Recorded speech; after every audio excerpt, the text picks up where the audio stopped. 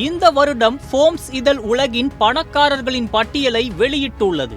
இதில் டெஸ்லா மற்றும் space X நிறுவனங்களின் நிறுவனர் எலான் மஸ்க் முதலிடத்தில் உள்ளார்.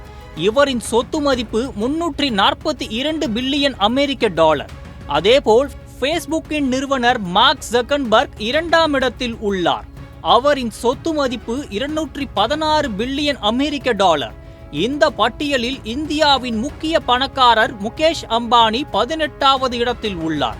அவரது சொத்து மதிப்பு 92.5 பில்லியன் அமெரிக்க டாலர். இது இந்தியாவின் 2025 பட்ஜெட்டின் 57% இந்த பட்டியலில் மேலும் அமேசான் நிறுவனத்தின் நிறுவன தலைவர் ஜெஃப் பெசோஸ் 3வது இடத்தில் உள்ளார். இவரின் சொத்து மதிப்பு 215 பில்லியன் அமெரிக்க டாலர்.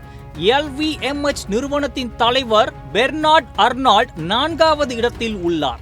அவரின் சொத்து மதிப்பு 178 பில்லியன் அமெரிக்க டாலர். இந்தியாவில் 205 பணக்காரர்கள் உள்ளனர்.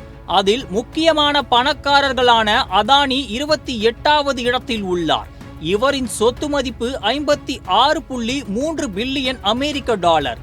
ஜிண்டால் குரூப் நிறுவனத்தின் தலைவர் சாவித்ரி ஜிண்டால் 56வது இடத்தில் உள்ளார்.